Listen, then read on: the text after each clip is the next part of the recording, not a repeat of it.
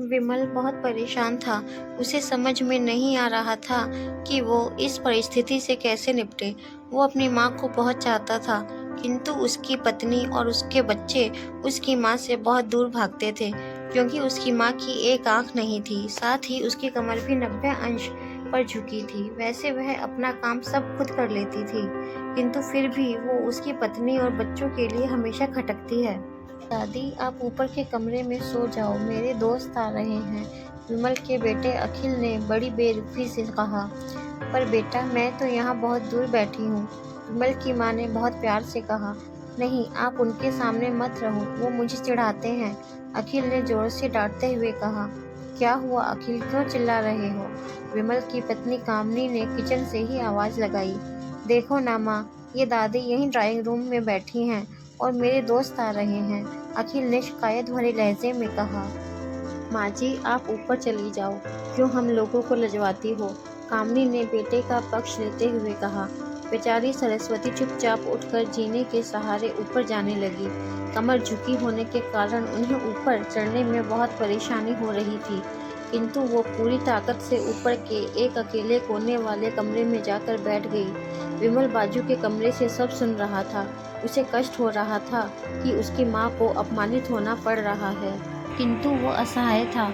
अगर वो कुछ कहता है तो पत्नी और बच्चे उसका विरोध करने लगते हैं। दूसरे उनके तर्क भी सही लगते हैं, क्योंकि वो एक प्रशासनिक अधिकारी था।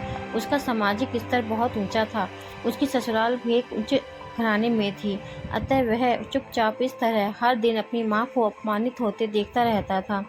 रात को विमल की पत्नी ने कहा, देखो जी, अब कुछ करो, कल कलेक्टर साहब की पत्नी आई थी।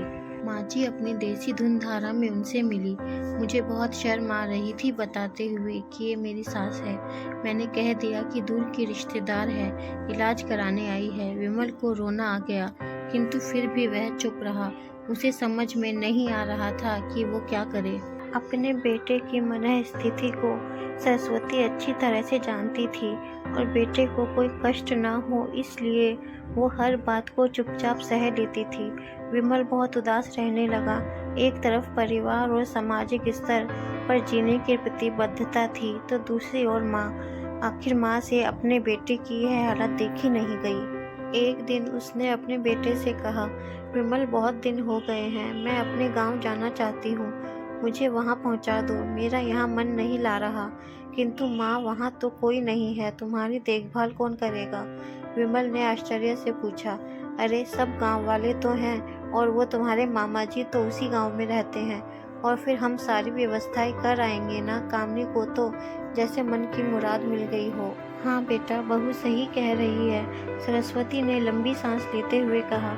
विमल जानता था कि गांव में माँ की देखभाल करने वाला कोई नहीं है, लेकिन अपनी पत्नी के जिद के कारण वह अपनी माँ को गांव छोड़ने पर विवश हो गया।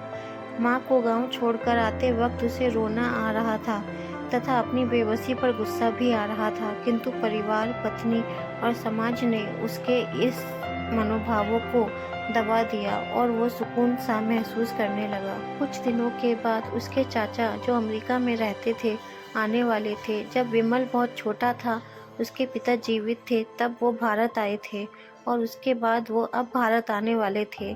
पूरा परिवार और आस पड़ोस बहुत उत्साहित था। अमेरिका से विमल के डॉक्टर चाचा आ रहे थे।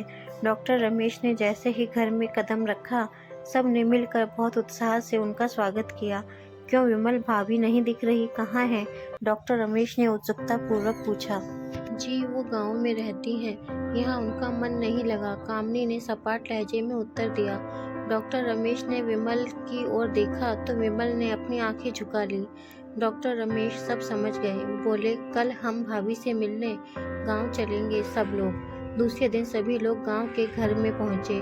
देखा कि सरस्वती को बहुत तेज बुखार है और वो पलंग पर असहाय पड़ी है। डॉक्टर रमेश दौड़कर सरस्वती के पास गए, उनके पैर छूकर रोने लगे। सरस्वती की ये हालत देख उनकी कल्पना से परे थी। वाह बेटा विमल, तूने तो नाम उजागर कर दिया। अपनी माँ की ये हालत देखकर तुझे तो शर्म भी नहीं आ रही होगी। डॉक्टर रमेश ने विमल को लगभग डांटते हुए कहा। नहीं देवर जी, विमल का कोई दोष नहीं है। मैं खुद गांव आई थी। सरस्वती ने अपने बेटे का बचाव किया। मुझे सब पता चल गया। भाभी, आप चुप रहो। क्यों बहू, तुम्हें अपनी सास की कुरूपता पसंद नहीं है? समाज में तुम्हें नीचा देखना पड़ता है ना? डॉक्टर रमेश ने कामनी की ओर व्यंग्य से देखा। कामनी निरुत्तर होकर विमल को देखने लगी। आज तुम जिस सामाजिक स्तर पर हो वो इन्हीं के संघर्षों की देन है। और बेटा विमल, तुम्हें शायद मालूम न हो कि बचपन में जब तुम 1 साल के थे तब छत से नीचे गिरने के कारण तुम्हारी एक आंख फूट गई थी और तुम्हारी रीढ़ की हड्डी में भी समस्या थी। तब तुम्हारी इस कुरूप माँ ने अपनी एक आंख और अपना बोन मैरो तुम्हें देकर इतना सुंदर स्वरूप दिया था। कामनी बेटा, इतने सालों तक संघर्ष करके बेटे को प्रशासनिक अधिकारी बनाने वाली इस संघर्षशील औरत की तुम लोगों ने यह दशा कर दी। तुम्हें ईश्वर कभी माफ नहीं करेगा। डॉक्टर रमेश की आंखों से अश्रु जलधारा बह रही थी। अब भाभी, आप मेरे साथ अमेरिका जाएंगी। यहाँ इन स्वार्थी लोगों के बीच नहीं रहेंगी। डॉक्टर रमेश ने सरस्वती से कहा।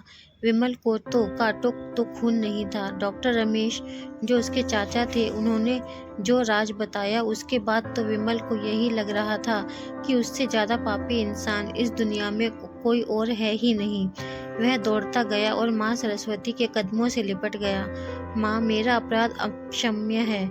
मैं जानबूझकर चुप्पी साधे रहा, आपका अपमान करवाता रहा। अब सिर्फ आप ही उस घर में मेरे साथ रहेंगी और कोई नहीं। विमल ने आग्नेय दृष्टि से अपनी पत्नी और बच्चों को देखा। कामनी को भी बहुत पश्चाताप हो रहा था, किंतु उसकी हिम्मत नहीं हो रही थी कि वो सरस्वती से आंख मिलाए। सरस्वती ने कामनी की मनः स्थिति को समझकर उसको पुचकारते हुए अपने पास बुलाया और विमल को डांटते हुए कहा। खबरदार, जो मेरी बहू को मुझसे अलग करने की कोशिश की तो तुझे ही घर से बाहर निकाल दूंगी। कामनी और बच्चों ने सरस्वती के पैर पड़ते हुए अपने व्यवहार पर माफी मांगी और माँ के हृदय ने सबको माफ कर दिया।